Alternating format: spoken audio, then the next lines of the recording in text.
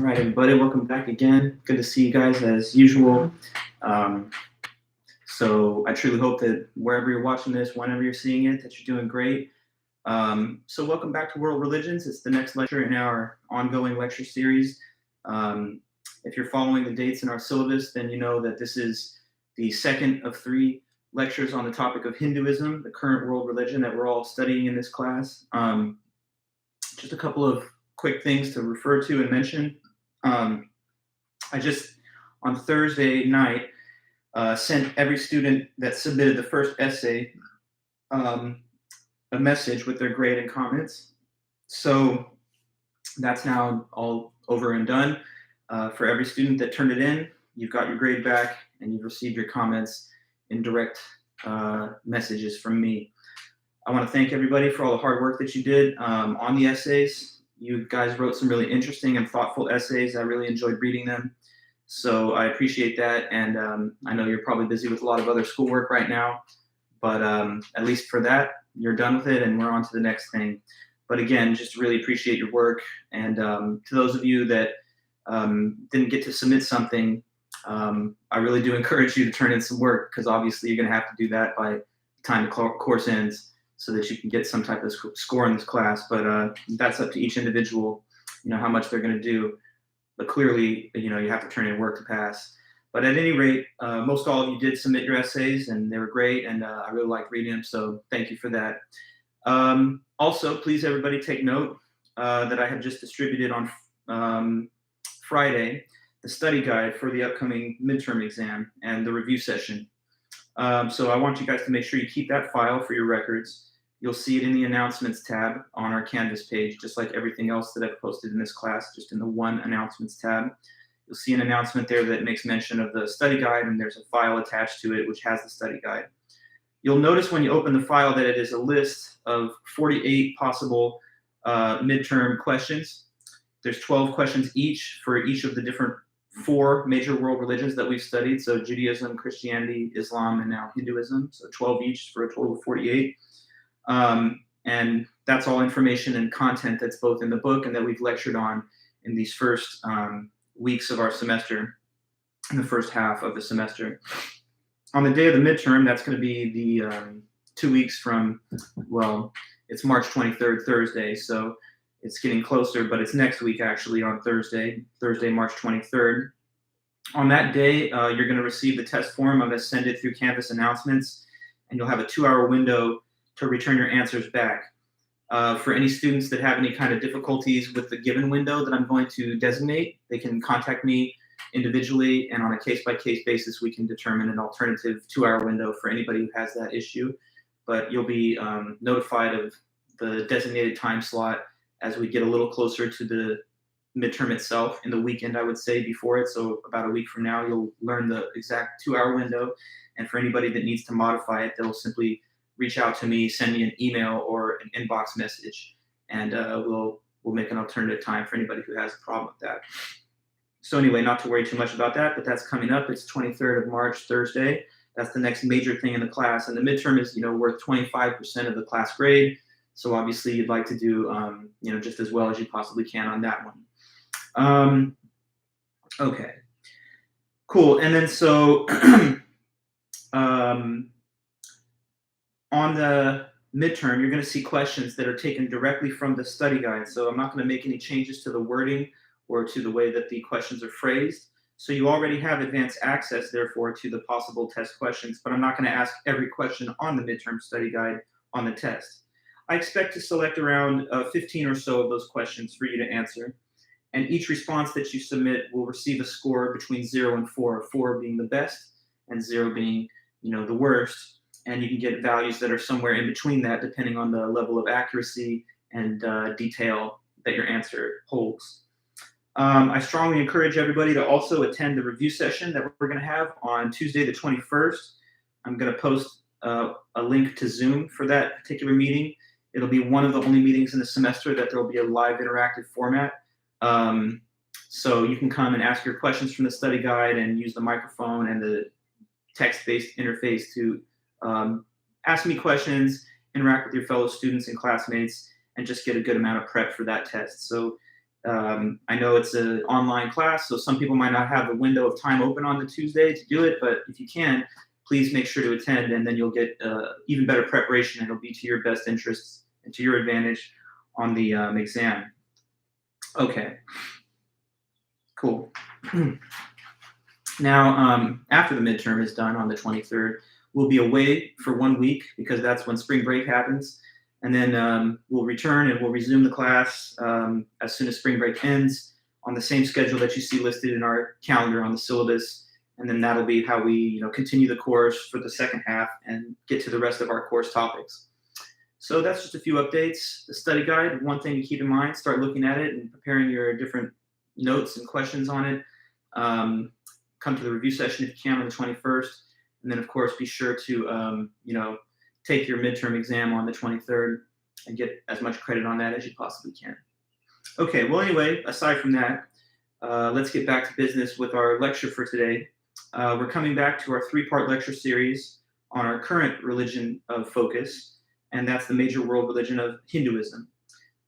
This is the second of 3 meetings on this topic, so I'll post one more lecture on Hinduism in a couple of days, and then that'll round out all of our lecture content for the first half of the course. Next week, it's just review session on the Tuesday, and then midterm exam on the Thursday.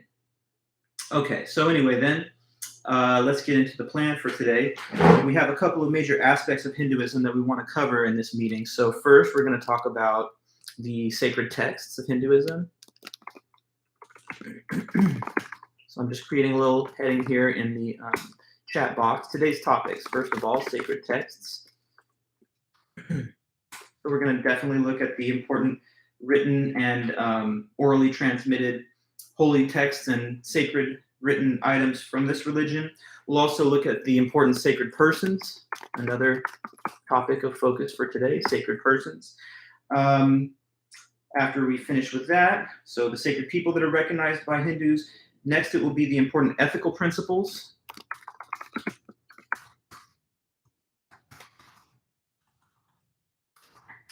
The ethical principles of the religion, including, especially important, the various pathways that one can take to achieve liberation, or as it's called in the Hindu tradition, moksha, from the cycle of life, death, and rebirth.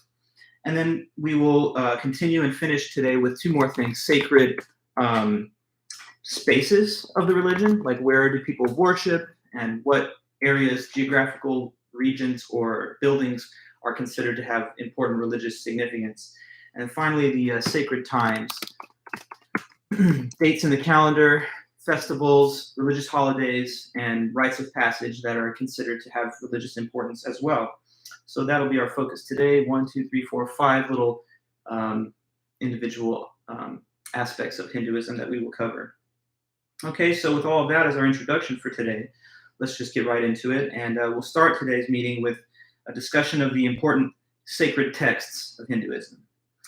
Okay, so the oldest sacred texts in the Hindu tradition are known as the Vedas, which were first compiled into a collected written form around 800 BCE. Okay, so one sacred text of primary importance is the Vedas.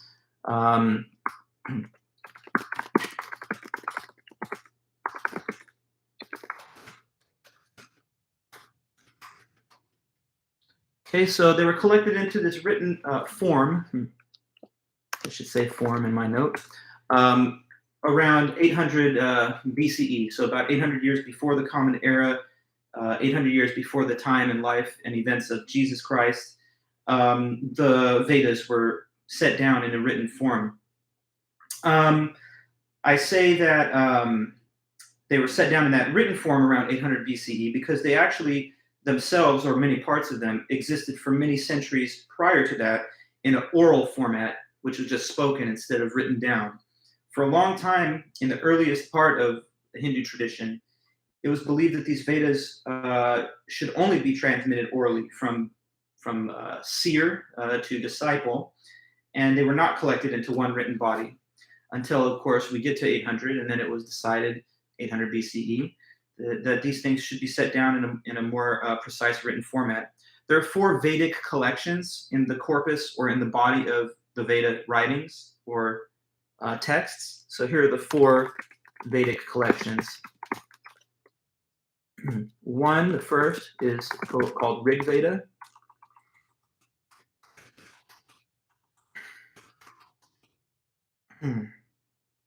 Another is Samaveda. A third is Yajurveda. And then a fourth member of the Vedic collections is Atharva Veda.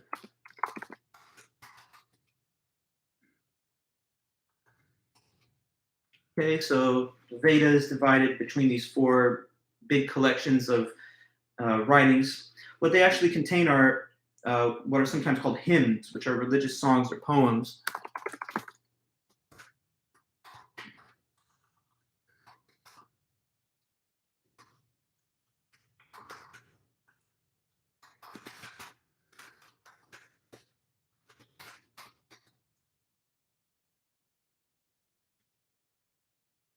Okay. Yes, they contain hymns, religious hymns. Also, they contain accounts of rituals and ritual speeches.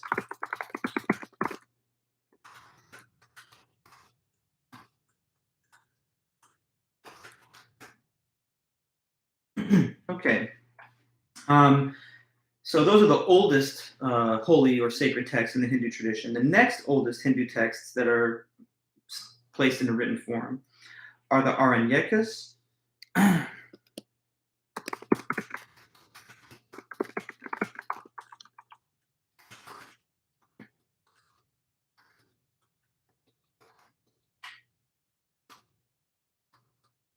And the text is called Aranyakas in the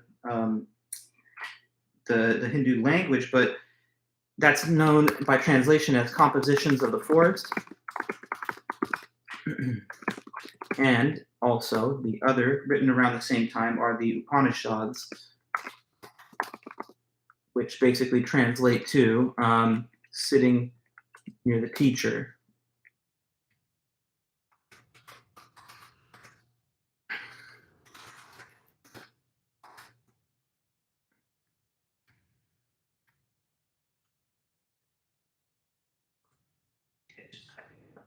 Information here in our chat so that you got that on record. And these older, well, these are not older, but they're the next oldest texts in the written tradition, and they arrive around 600 BCE, so about 200 years after the collection of the Vedas.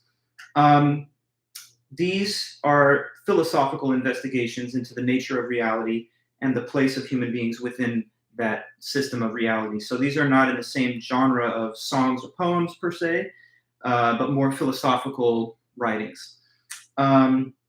Traditionally, many Hindus consider the oldest text, the Vedas, to have no human author.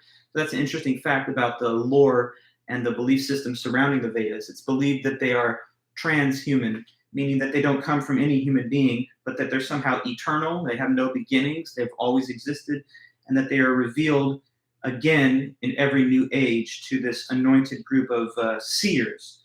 Now, who are the people who transcribe these Vedas? They're known as rishis.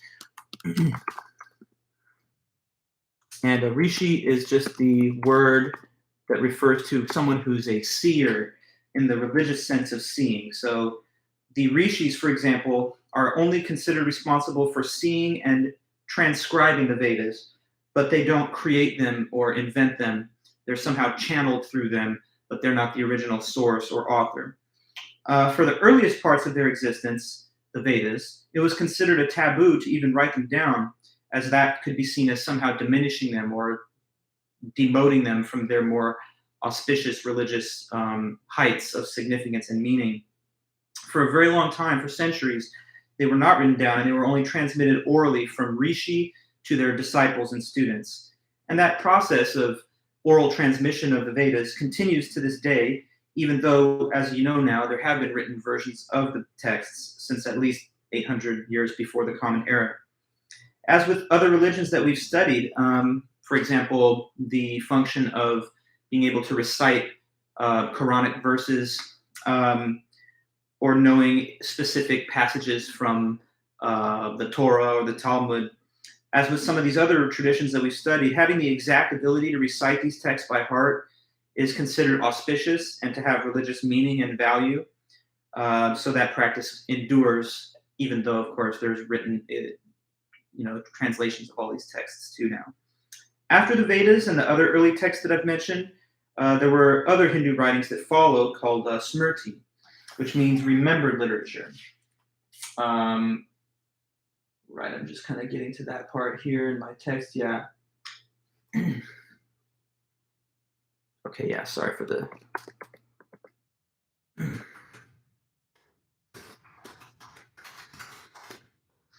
Smriti, the remembered literature, is the next stuff that follows after the earliest Hindu texts in the tradition. The remembered literature has a slightly different status than the Vedas. They're said to be made by humans, so they're not eternal or transhuman, but they're still thought to be divinely inspired, so they still have this deep religious importance, although perhaps less mystical in their origins, perhaps, than the Vedas themselves. They're a little less central than the Vedas for that reason, but they're still considered fundamental and important to the religion, and they've been read and studied for well over 2,000 years. They're divided into two categories, the Smriti writings. There's the Puranas, which are ancient epic stories.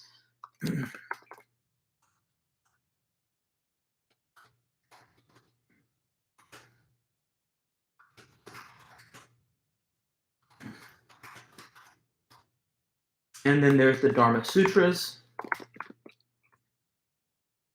I meant to say Dharma Shastras, my bad. Yeah, thank you. And the Dharma Shastras are just like codes of ethics, not necessarily stories, even though the stories contain ethical doctrines and lessons. The Dharma Shastras are more specifically derived around that focus, and they don't tell the ethical lessons or principles through the presentation of narrative, instead just a direct statement of doctrine. The best known in the epic story tradition of the Puranas, two of the most well-known are called the Ramayana and the Mahabharata. So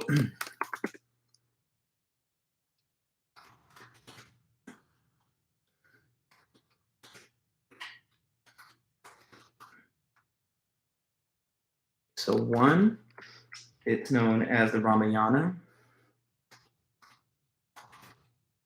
And another to mention alongside it is the Mahabharata.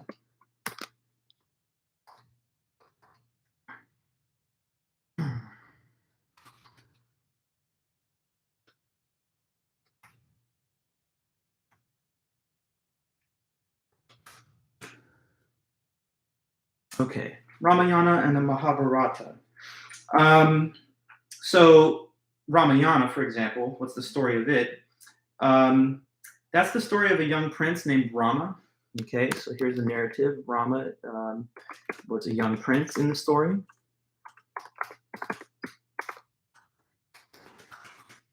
He's a prince of a kingdom, so that means that he would be next in line to become the king.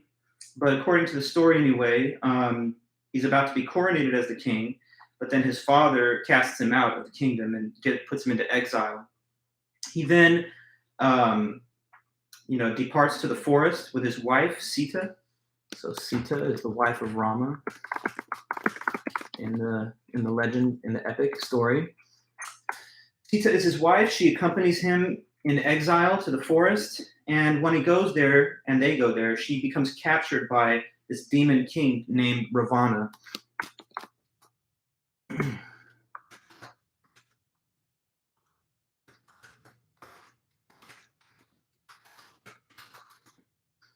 So Rama and Sita go into the forest after being exiled by the father on the eve of Rama's coronation. And she is then captured by Ravana, this demon king. And then much of the story that follows after that just kind of chronicles the epic struggle of Rama to get her back from being captured. In the end, he finally does kill the demon Ravana after a long, extended battle, and he's reunited with his wife. They return to the kingdom, and then they are crowned as king and queen. And in the story that we're talking about, he's depicted as an incarnation of the god Vishnu, So he is thought to be the seventh incarnation of Vishnu. And due to this like kind of divine lineage and connection, he's thought of as and portrayed as the ideal king figure. Sita is also seen as an important figure because in the story, she's described as the ideal wife who accompanies him to exile, comforts him, and eventually provides the inspiration that he has to conquer Ravana and take his rightful position as king. Now, there are different religious interpretations of the story and the message of the story. To just sample a few of them, it's written here on page 138, they describe the story's been understood in many ways. In one 13th century interpretation, Sita voluntarily undergoes captivity and suffering to rescue other human beings in the world from evil. That's one way to look at it, as though Sita had it in mind all along to enable this process of reunion with Rama and enabling him to take his role as a heroic figure by rescuing her, which also by extension saves the world of humanity from evil. In a metaphorical reading, the human soul is symbolized by Sita, and her being captured by Ravana is like the soul being captured by the pleasures and imperatives of the material body, which is then defeated by Rama. And in this interpretation, by doing that, he saves the soul from being preoccupied with the senses and with bodily pleasures. So at any rate, there's different interpretations of the story, each one, I think, with like fertile religious and literary significance. The epic stories like this one are popular not just to read by religious scholars and Hindu devotees, but also it's adapted for children so that young people can gain a sense of the kind of narrative window into the religion, making it something fun and accessible, just how sometimes Bible stories are, taught to little children in the Christian tradition and in other world religions. There are also cultural reenactments involving the enactment of some of the scenes within these stories. And in those, dance and music is involved, and those have been going on for many generations too. Now, the other one just mentioned above, the Mahabharata, that is considered, well, it is actually, it has the world record for being the world's longest poem because there's over 100,000 verses in it. So many verses that it's not necessarily common for a lot of households to even possess a full copy of it. But it does tell a story as well, and it tells the epic story of the descendants of a king named Bharata and the struggle that these descendants went through. So in the story of the Mahabharata, one important figure is Bharata, who is this king. And the name of this king being Bharata, it has a double meaning because even though that's his name, it's also sometimes a word that refers to India itself. So some see him as just a symbol for the mother country of India. What happens in this story is that after he dies, he has descendants many generations later, and there's two different separate families of descendants. One are called the Pandavas.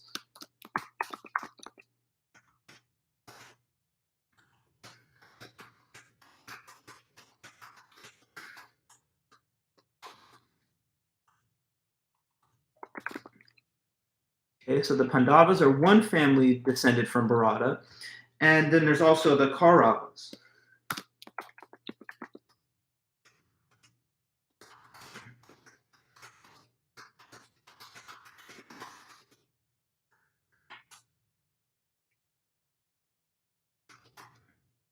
Okay, so we have the Pandavas and the Kauravas in the story. And what happens is that since they both have claim to being descendants of Bharata, the king, they both make claim to having title to his kingdom.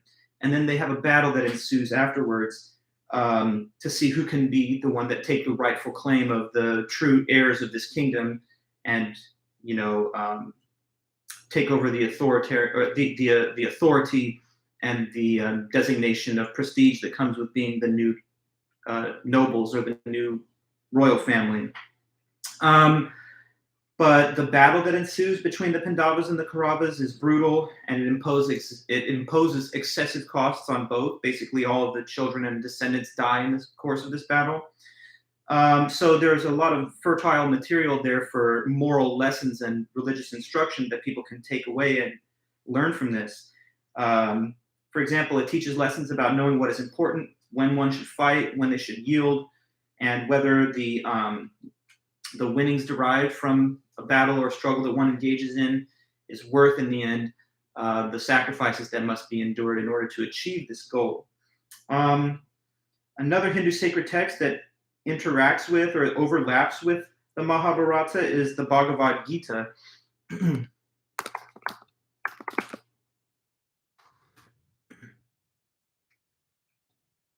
And this is just another epic story.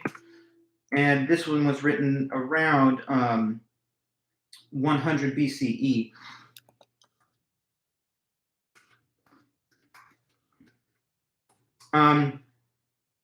Bhagavad Gita, the name itself, refers to Song of the Blessed One. And what it tells in its story was that as the war of the families between the Pandavas and the Kauravas was about to begin, Arjuna, who's one of the Pandava brothers, so here the main character of the Bhagavad Gita is Arjuna, and he is one of the Pandava brothers. Okay, he's one of those brothers of that family, and he becomes upset at a certain point. He's endured many other battles before this, but now he's set to engage in battle against the Kauravas, and he becomes a little bit upset at the prospect of having to fight against his own extended relatives in the Kaurava family. He puts down his weapon and he asks the god Krishna if this is morally acceptable or right to fight in this way. And they have a deep conversation that spans for 18 chapters of verse. Krishna teaches Arjuna many lessons that the reader of the epic story also learns. Like, for example, how one can achieve spiritual liberation and peace by acting ethically. And he does end up telling Arjuna that to fight can be righteous if you're fighting for the right moral reasons, not just for like greed or for conquest or for domination, but if you have a moral basis to fight, it can be just. And he also says if you've exhausted all peaceful alternatives to fighting, then it can also provide an additional justification. Now, a thing also to mention as we're covering these sacred texts, a connection or an overlap, I guess, between Hindu practice and then certain aspects of Western history. In the West and in Europe for many centuries, early in the Common Era, and then all the way up through the medieval period, Latin was considered the language of the aristocracy and of male elites. And it was used in church writings and official documents. They would write it in Latin instead of the vernacular languages of different European countries, like, say, French or German or English. So if you wanted to go high up in the study of these religious or sacred texts, or even academic materials, they would usually be written in like the court or the church language of Latin to give it this additional air of esteem and prestige. Now, in the same way in India, the language of Sanskrit was considered to be like the official holy language of church doctrine and literature. So all the Vedas and those epic stories, the Puranas that we've mentioned, they were first written only in Sanskrit. But eventually, over the centuries, members of lower tiers within society and lower social classes also wanted to be able to consume these religious materials in the common languages that were still alive, that people spoke. Because just as with Latin, even though it was used as kind of like this formal language for academic and liturgical purposes, it was no longer spoken by the average common citizen. So it was kind of like a little bit of an elitism in a way to restrict the consumption of religious literature to people that understood how to speak either Latin or, in this case, Sanskrit. So as, you know, popular demand for wider access to religious writings grew, vernacular languages that people actually spoke became used in both translation of and the composition of new religious texts later in history. The first vernacular language to be used for Hindu writings goes back as far as around 2,000 years ago, and that's Tamil.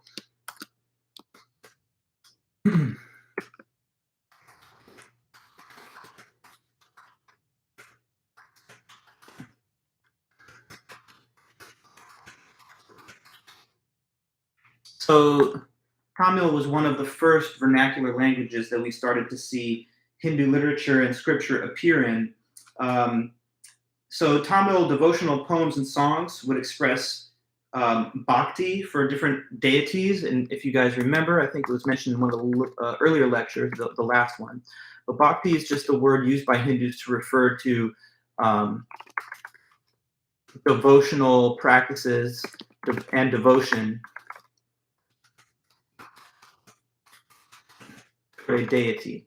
So it's supposed to be intense, personal, expressive, emotionally rich, and you show that you love and revere the deity, whether it be Vishnu, Shiva, or any number of others.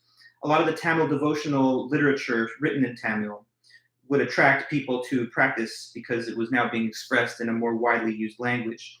By the 10th century ACE, temple religious practices using these texts written in Tamil became just as important as the older Sanskrit Vedas.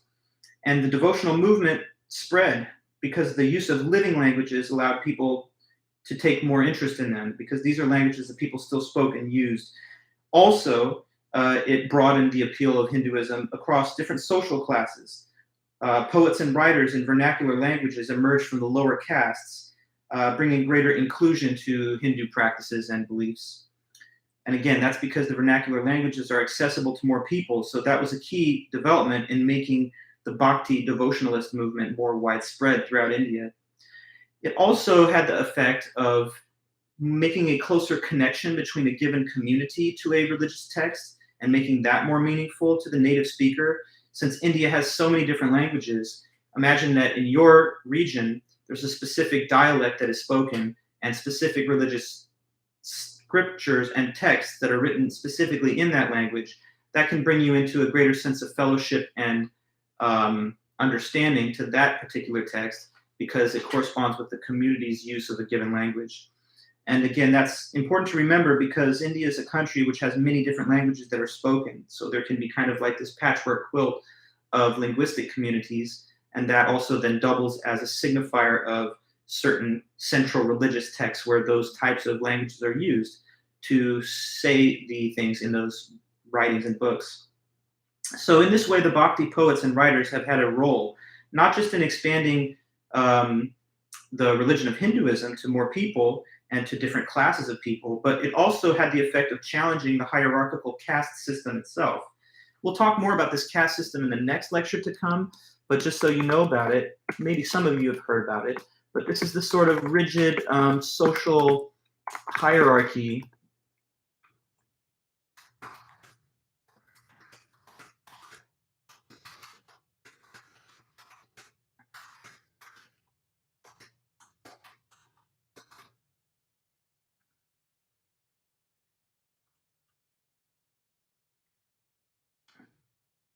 Okay, so the caste system is, I'm defining or describing it very briefly as this kind of rigid social hierarchy system that has existed in India for thousands of years.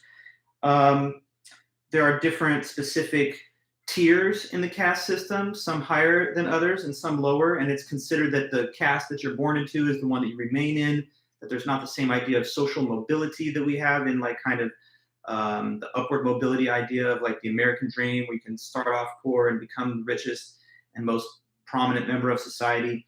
But as much as the caste system still exists, even though certain elements of it have been changed over the centuries by law and by modernizing customs, it still prevails in some way in the country of India and in its culture.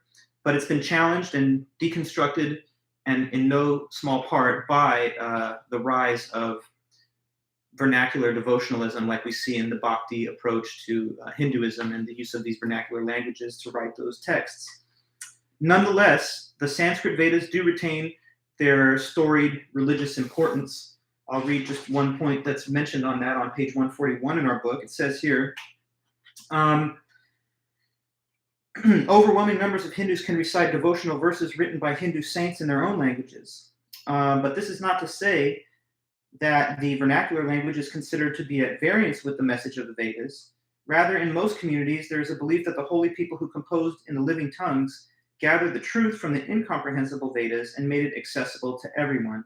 inspiring devotion, and hastening the attainment of divine and saving grace. So, but because the vernacular languages are more easily accessible to people, it mentions that in this sense, vernacular poems and songs guide, inspire, console, and offer hope and wisdom to the mass of the faithful more directly than the Vedas and other Sanskrit writings. Okay, so they just have a broader reach in a lot of ways because there's not so much exclusivity in who can speak them, and people can then tap into it based on the knowledge that they already have in their existing language and dialect.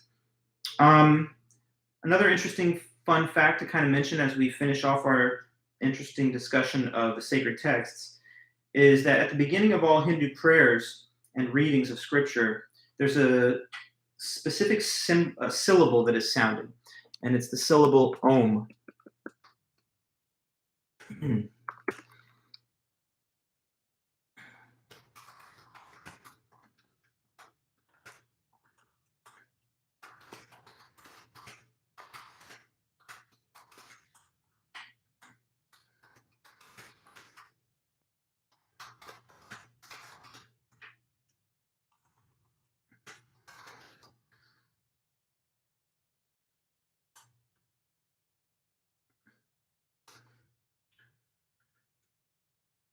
Okay, Om.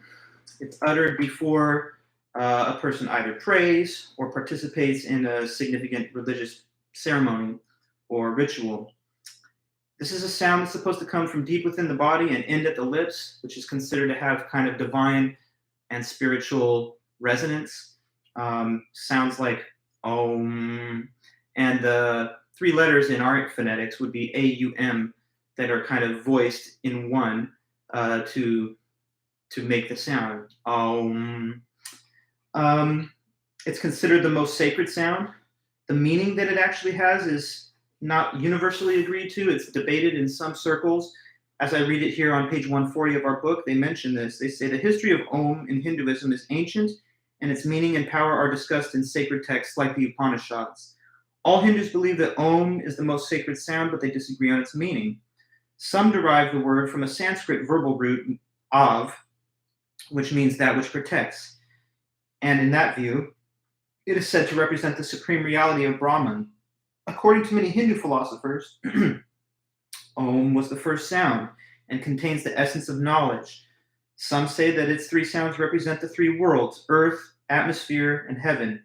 Others say they represent the essence of the three Vedas, Rig Veda, Yajur Veda, and Sama Veda. And to some others, it's claimed to represent the relationship between Vishnu, the human, and the connection of the two. So, interpreted in any number of different ways, one thing that is clear is that Om has a specific kind of central religious importance, and used as a kind of incantation prior to religious events, it's supposed to clear the mind and focus us on the spiritual practice itself. So it's kind of like a meditative and religious practice of Hinduism, that sound. Okay, so with that as our finalization of the whole sacred text concept of the today's lesson, we're moving on to focus on the important sacred persons of Hinduism next. Now, one thing that is a major difference between Hinduism and the other religions that we have so far studied in the class is that with those Abrahamic religions, whether it's Judaism, Christianity, or Islam, there was always a central set of historical events and prominent founder figures, or even Messiah or prophets that lie at their origins. You know, with Judaism, there's the story of Abraham and the Abrahamic covenant. Of course, with Christianity, we have the life and events of Jesus Christ and his ministry and teachings. And then with Islam, we have the Prophet Muhammad, the revelations he was claimed to receive, and then the Hijra and the following conquest of the Islamic empires in the 6th century, 7th century and beyond. But in Hinduism, there is not a central set of historical events, even a single century, a prominent founder or Messiah figure to point to. So we are not going to, as we talk about sacred persons, get into like the founder of the religion or like the prophet of the religion. Instead, the most important religious figures in Hinduism are the teachers of Hindu doctrine who instruct their students and disciples in religious concepts, practices, and ways of life. So these religious teachers of Hinduism go by different names, but the most prominent are probably Guru, or Swami.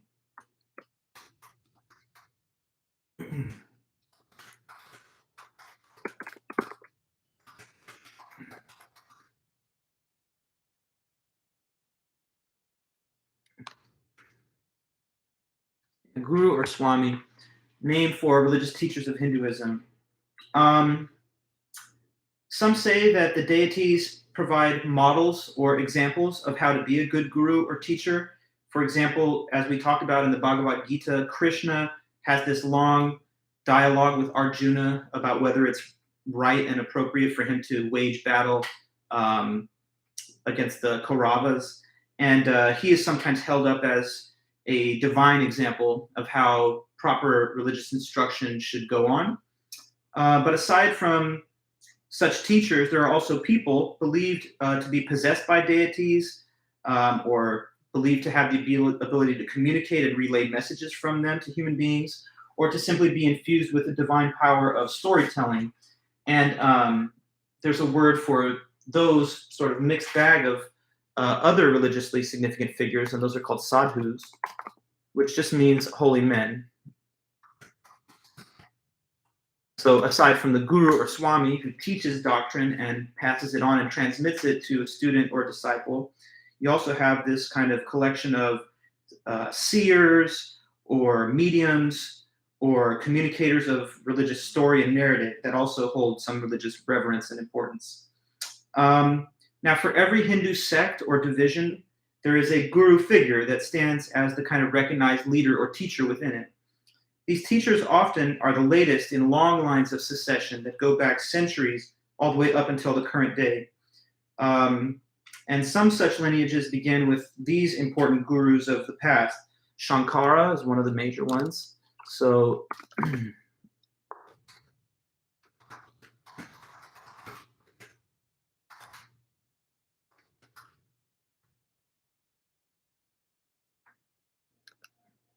okay, so I'm just getting a little heading here. Some historically significant gurus.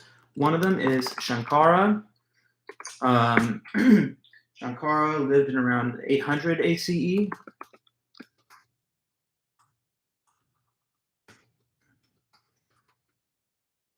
Another is Ramanuja.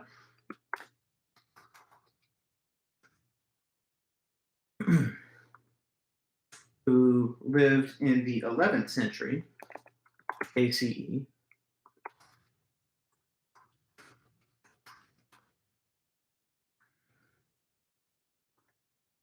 And I mean, there's a lot of major gurus, but with some of the big names, these are three. There's also Chaitanya. And he lived in 16th century ACE.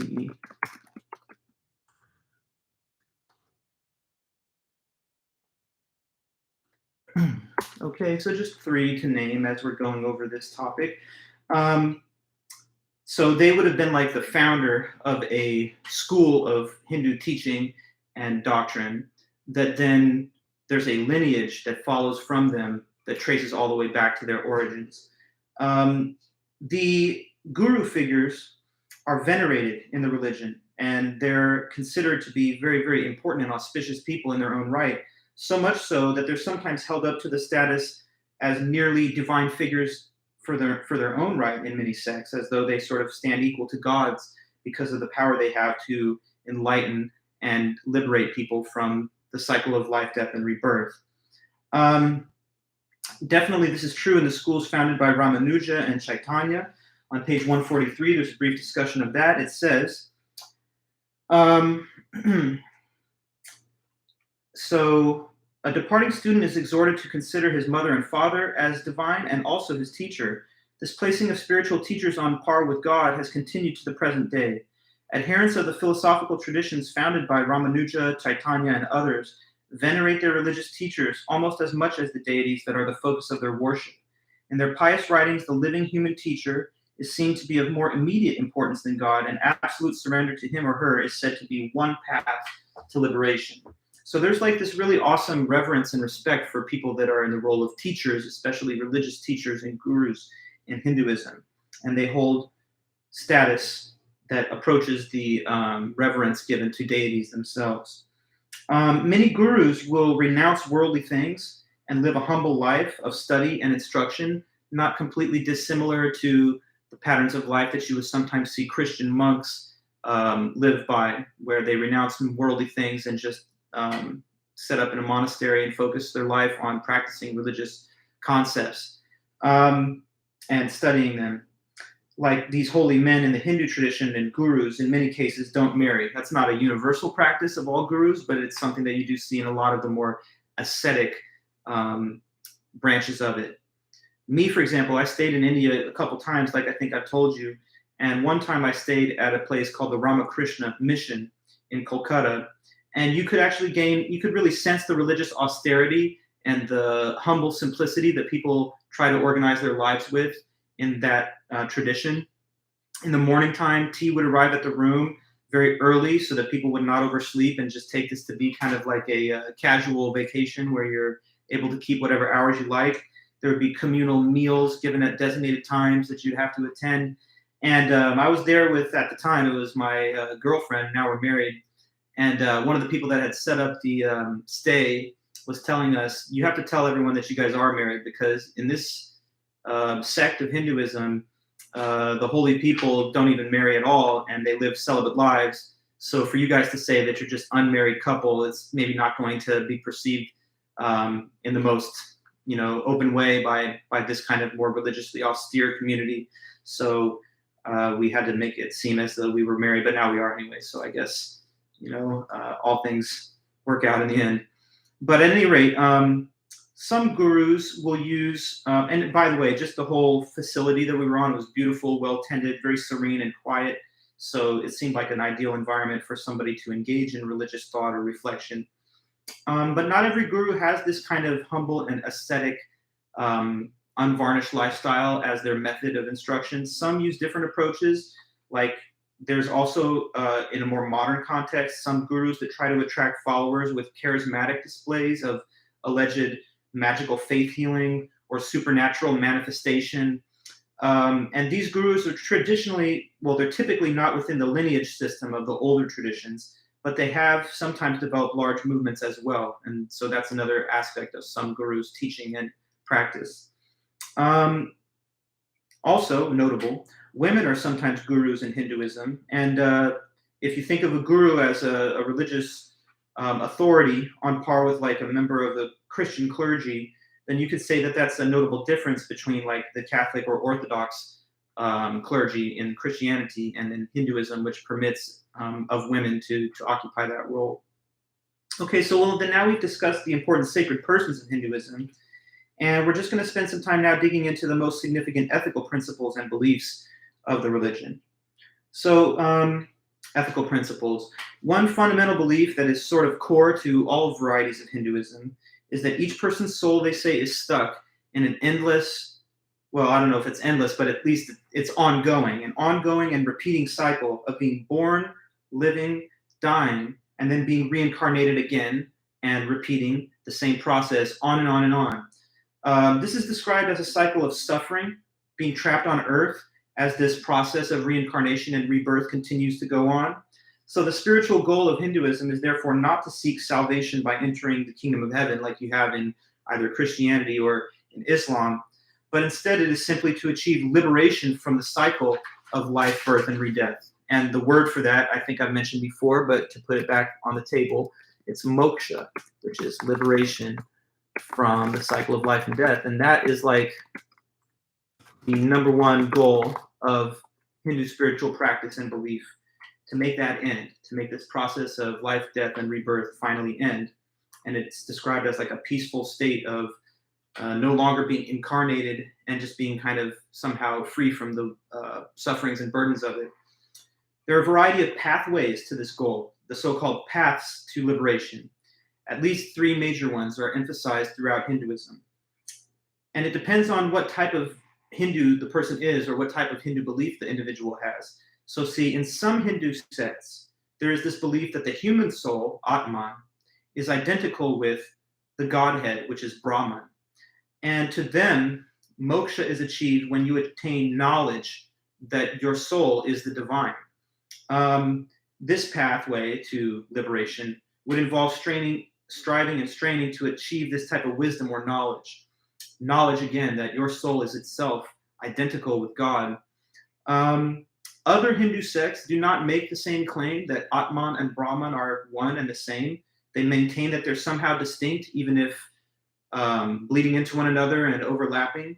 If you think that they are distinct, as some other sects do, then you would generally advise the path of bhakti, devotionalism, to a deity or to deities. To be even more precise about this, in the Bhagavad Gita, there are 3 pathways to moksha that are described. So 3 paths to moksha, or liberation.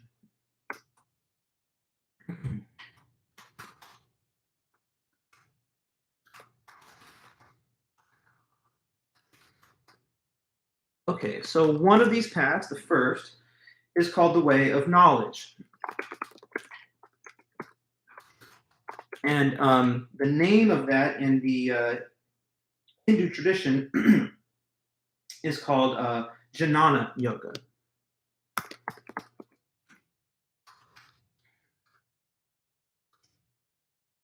Another pathway is the way of action.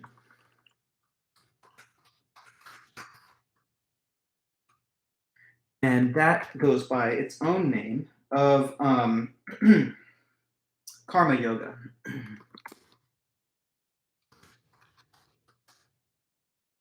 And then the third possible pathway to the same destination is the pathway of devotion, which is called Bhakti Yoga.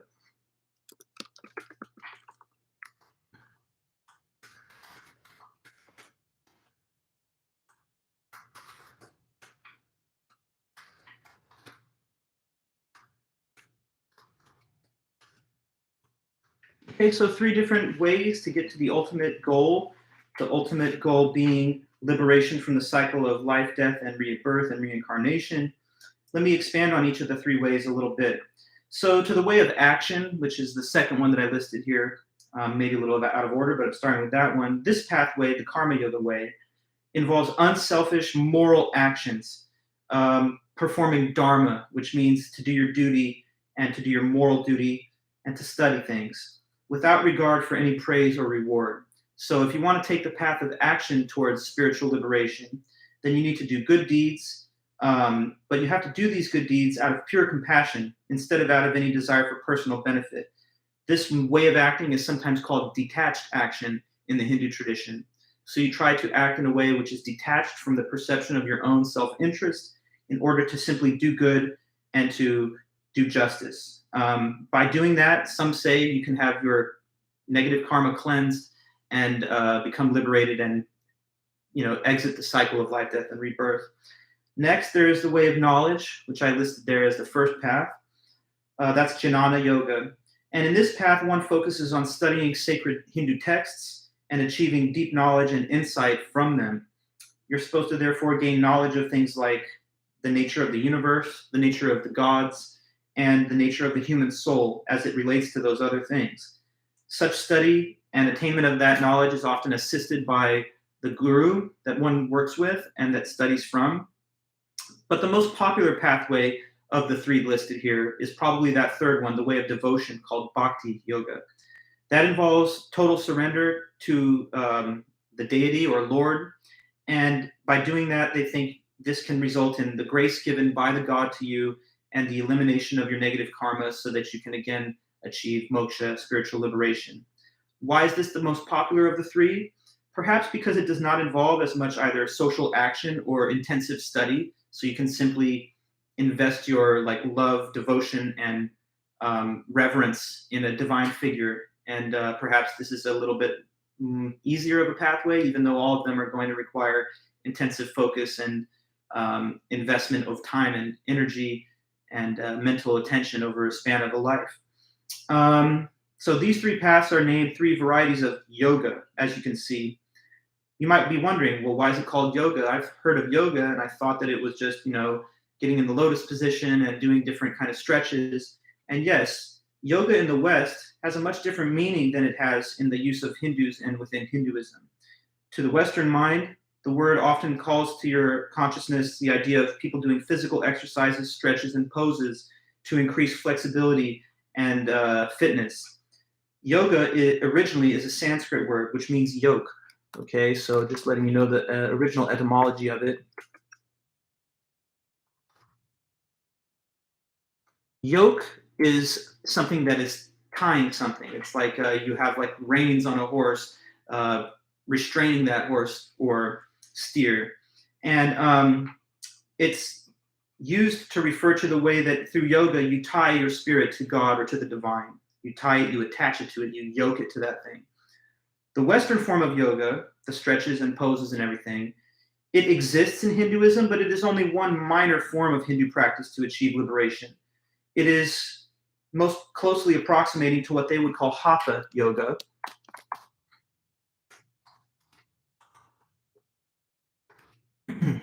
But it also has a slightly different meaning even in that context.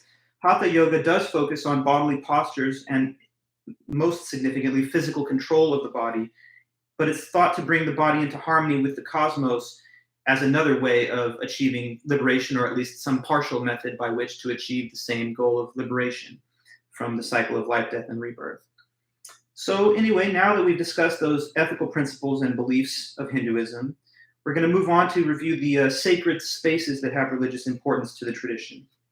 Sacred spaces. So all across India, there are countless numbers of temples, as well as sacred sites of geography like auspicious mountains or rivers or waterways. In fact, many Hindus regard the entire Indian subcontinent itself as a holy land. That's not completely dissimilar from the Jewish view of Israel or the Islamic view of Mecca. So just as in some of these other major religions, an entire geographical landmass or region can be infused with auspicious religious meaning and value. There are Hindu folk songs that personify India as Mother India and describe it as a beneficent maternal goddess-type figure.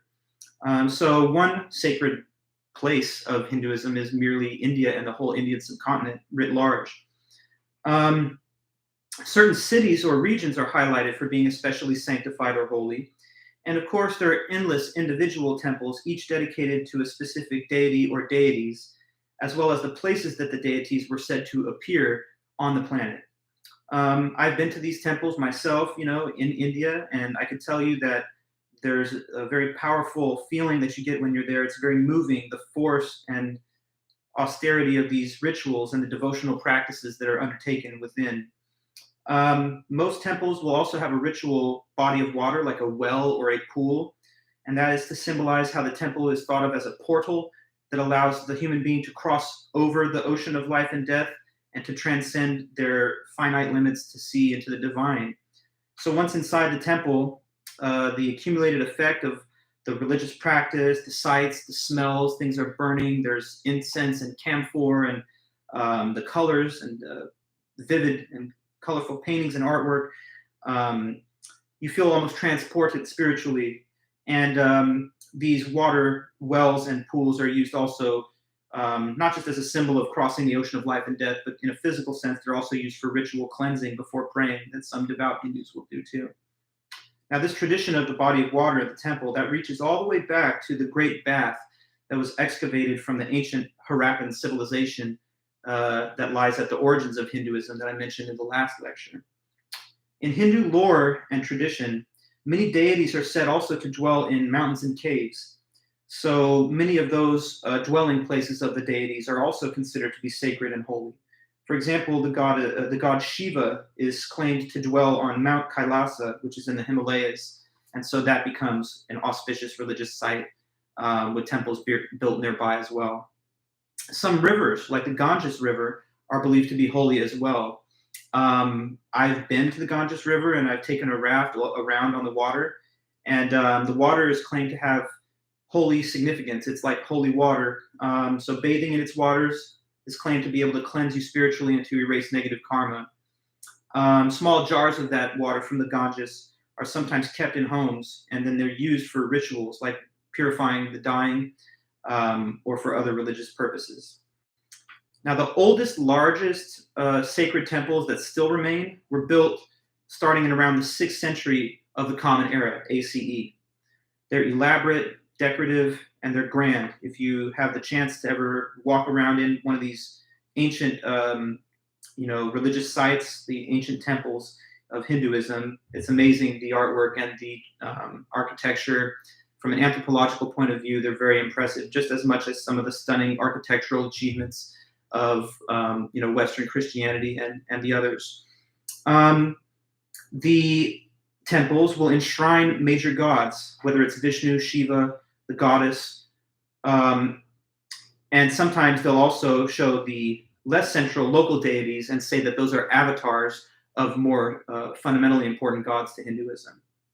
Sometimes multiple deities will be enshrined at a single temple, as in the 8th century temple in a place called Tiruvanmiyur, where Shiva and his wife Parvati are the main gods, but then there's also some separate areas of the temple to revere and to venerate their children, who are thought to be Ganesh and Murugan and other deities.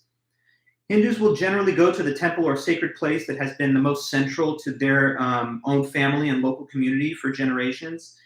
And at any time, a Hindu can also worship at home at a domestic shrine, which can be set up as a worship space of its own. Now, finally, we've come to the last component of today's lesson, which is to discuss the notable sacred times that mark the Hindu religious life and calendar.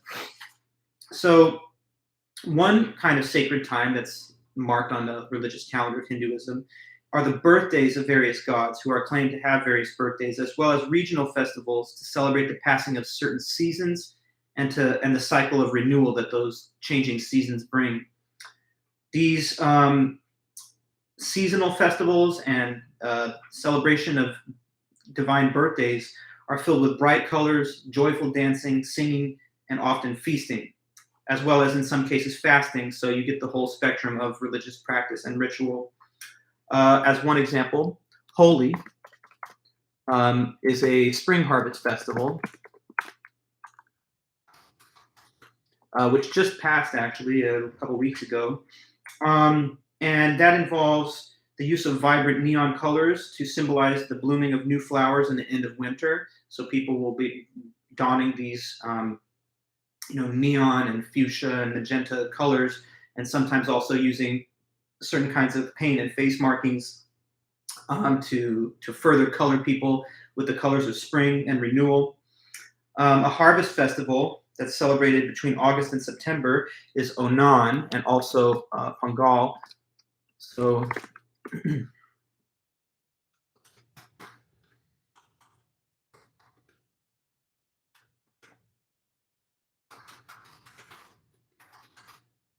okay, so those are just some harvest festivals. They're celebrated at different times in the calendar. Onam is celebrated between August and September. Pongal is mid-January, and they're supposed to commemorate the taking in of the harvest from whatever had grown in the previous growing season. Diwali is probably one of the most central and major religious holidays that's celebrated all throughout various sects of Hinduism and all throughout India. Diwali is the festival of lights.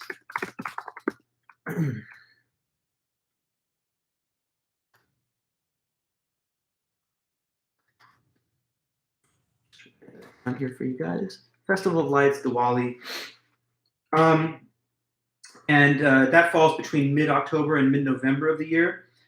It's celebrated in a few ways. First, by doing fireworks, as we do, on certain holidays here, like Independence Day. Also, wearing of new clothes and setting decorative bright lights on at home.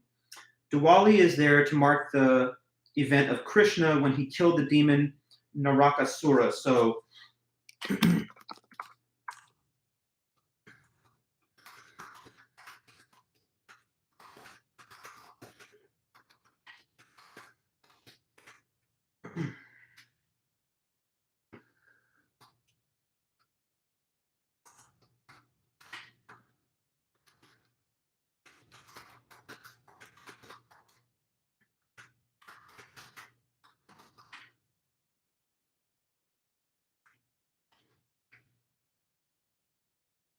So the point of this celebration is the fabled and storied event of Krishna, God Krishna, killing a demon named Narakasura, and that's supposed to symbolize the triumph of light over darkness Hence, it is the Festival of Lights, where light is the central theme, and that's supposed to memorialize that event.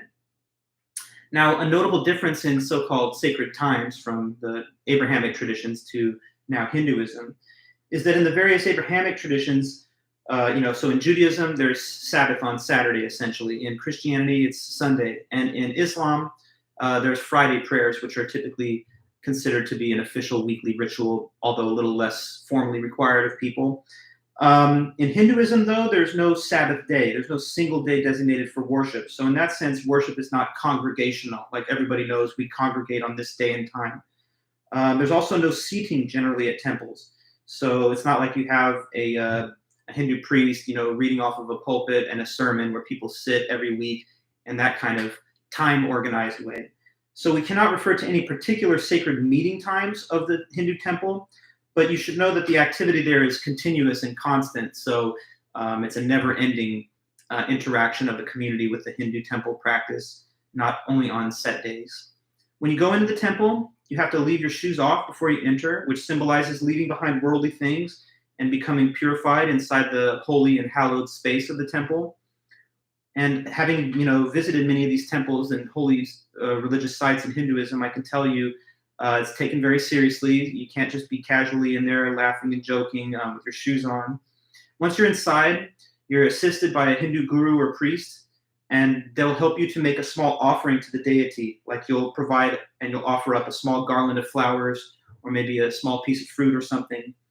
The most powerful and impactful part of the temple experience is when the visitor sees the image of the deity and in that way is present before the deity and the deity is in their presence. I remember in one case going into a big Hindu temple in Kolkata, and in like assembly line fashion, priests would usher us past this one little alcove where you could gain clear sight to the goddess. And, the way that you're pushed through by the priest and the other worshipers are in this kind of ecstatic and trance-like religious state, you sort of feel like you're brought into it in a way. And it's a powerful moment that you kind of never forget. Putting eyes to the icon and thinking of how in the religious belief of the system of Hinduism, you're there with the god.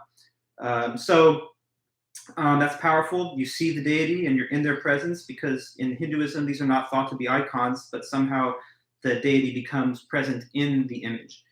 The deity then, they say, blesses the offering provided by the devotee, and then it is returned to them, now with God's favor infused throughout it.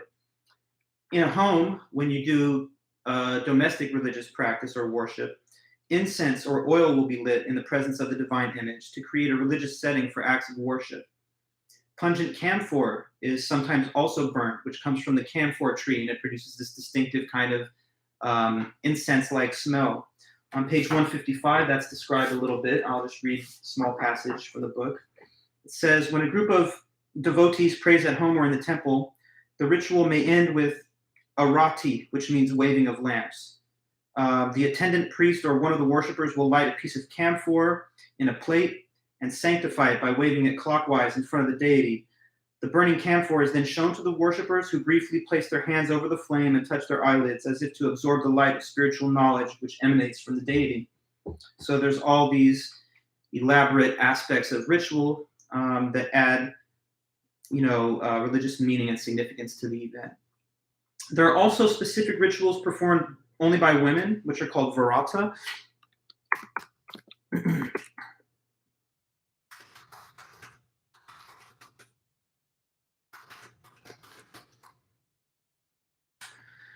So that's just a subcategory of certain forms of Hindu practice. The Vrata is exclusive to women, and what that is for is to ensure well-being of the husband, but also of the family and the household. And there are also designated rituals to mark rites of passage into a new phase of life. So some key phases and events of life that are marked by religious ritual and ceremony include these: when a woman becomes pregnant, when a baby reaches the age of 1 year old, during weddings, when a man reaches 60 and 80 years old, and at death, when the body is cremated. At all these different distinctive events, there are simple offerings that are made to a sacred fire that is burning.